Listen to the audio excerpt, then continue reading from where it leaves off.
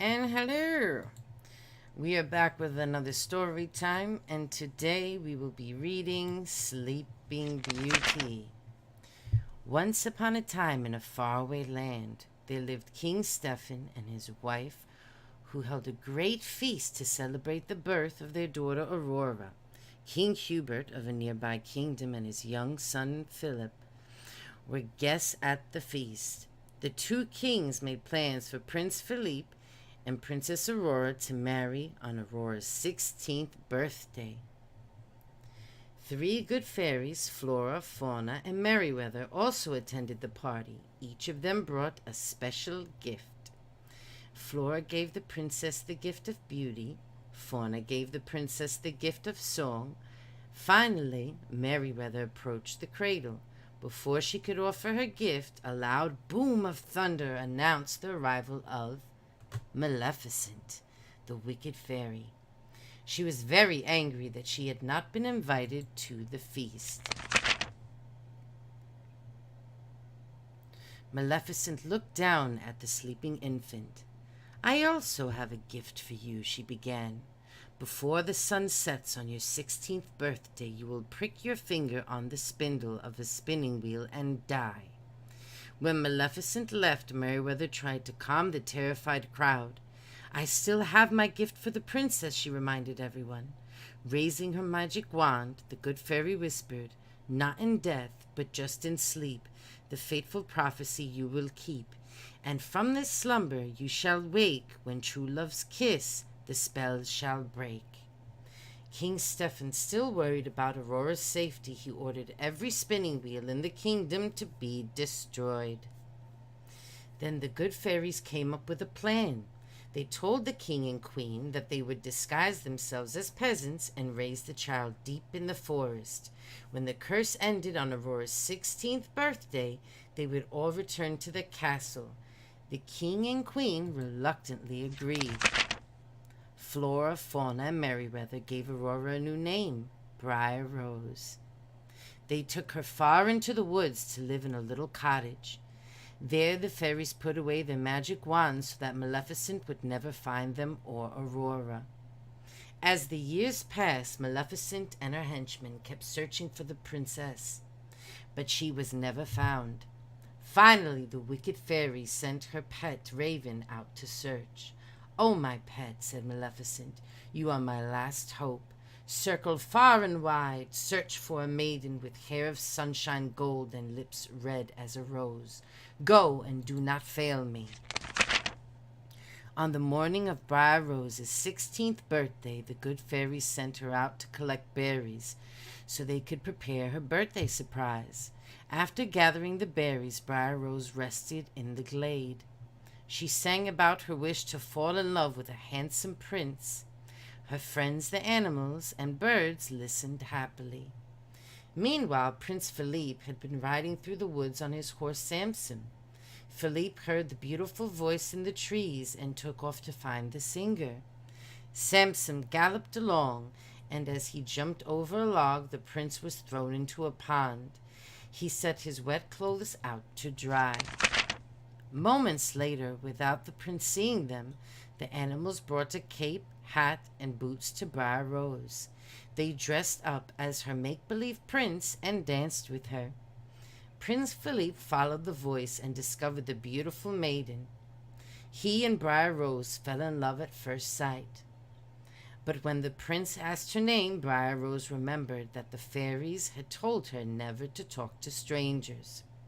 When it was time for Briar Rose to go, she invited him to visit her cottage that evening.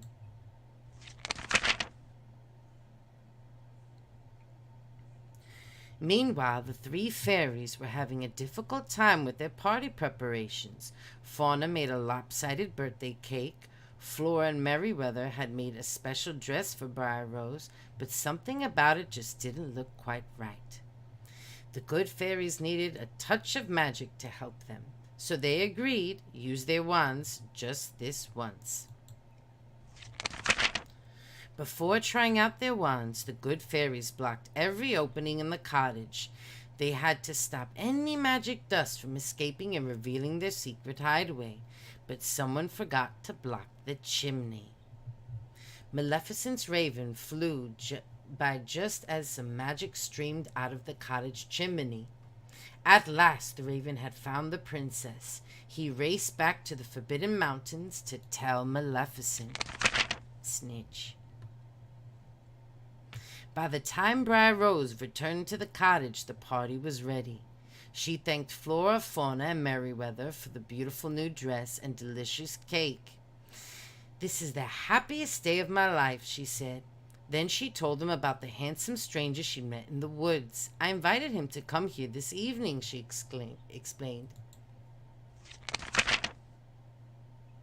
The fairies realized that Briar Rose had fallen in love. "It's time we told her the truth," said Fauna sadly.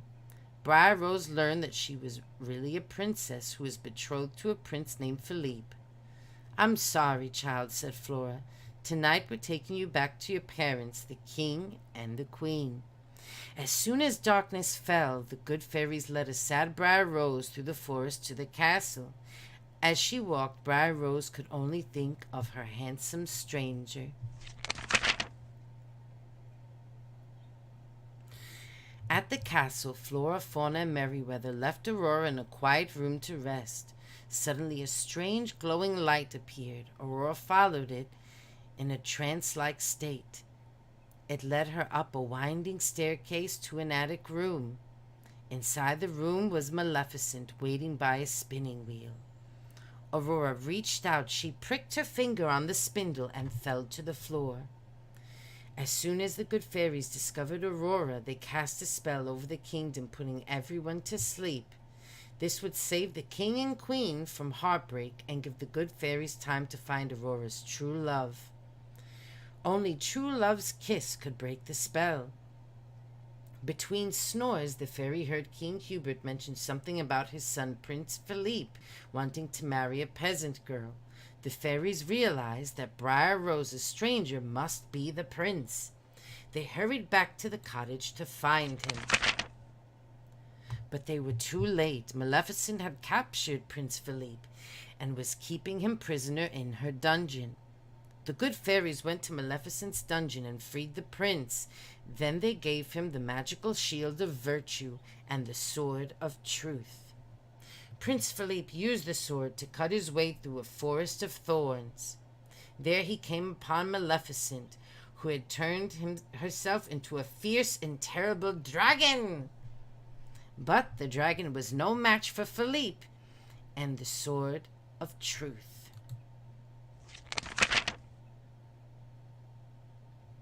After slaying the dragon, Philippe raced back to the castle and found Aurora.